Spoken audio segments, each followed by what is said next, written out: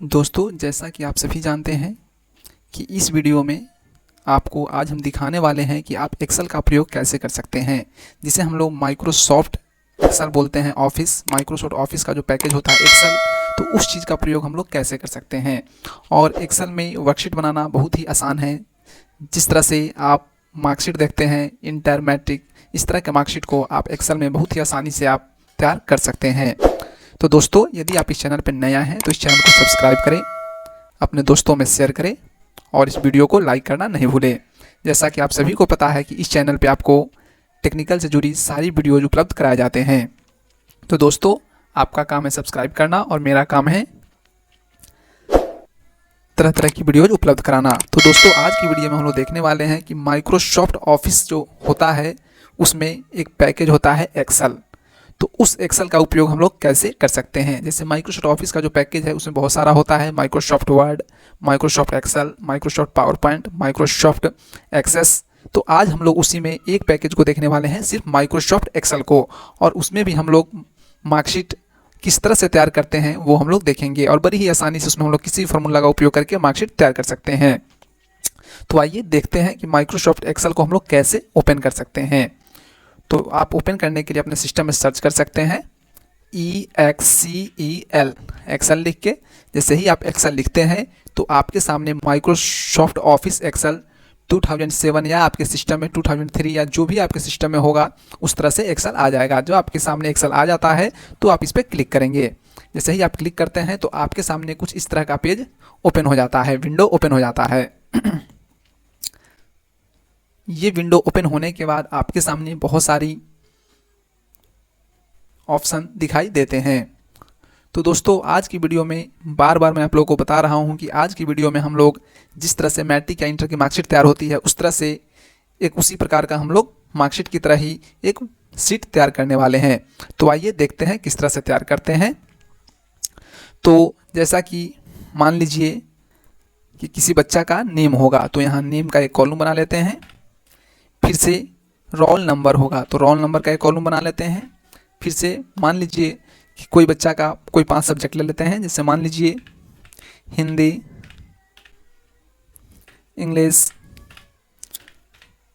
Math, science, social science,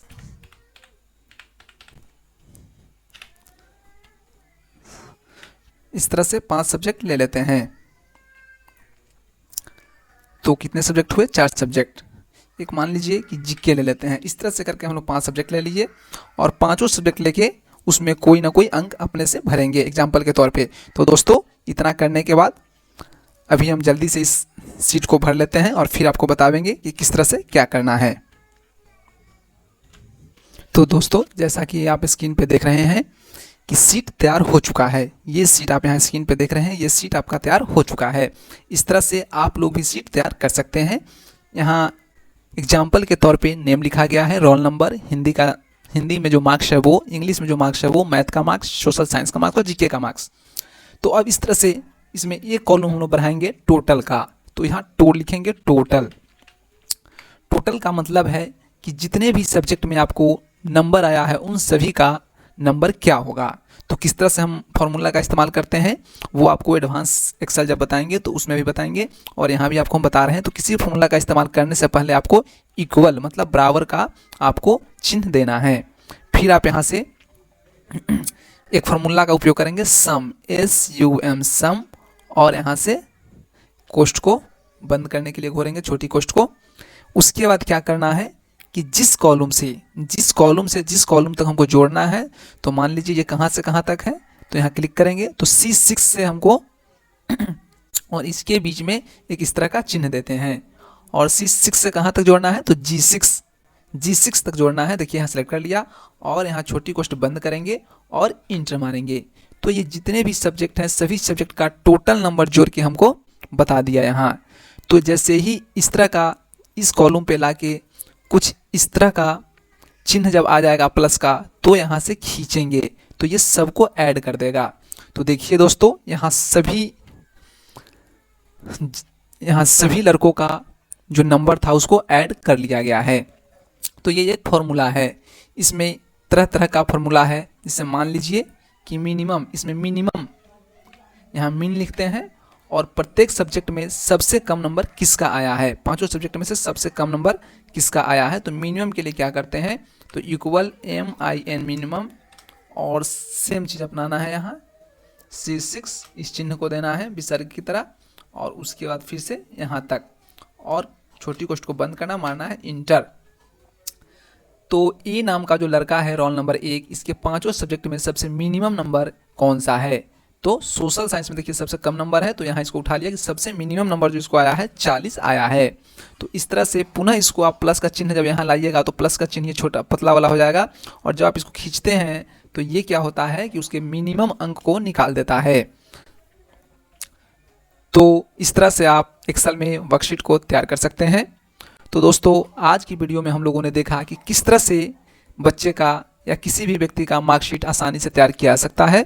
तो दोस्तों जब एक्सेल का हम लोग आगे देखेंगे तो उसमें आपको किस तरह से कौन सा फॉर्मूला लगाना है और किस तरह से क्या करना है वो आपको बताएंगे। एक्सेल का एक एक ऑप्शन आपको हम आगे बताने वाले हैं।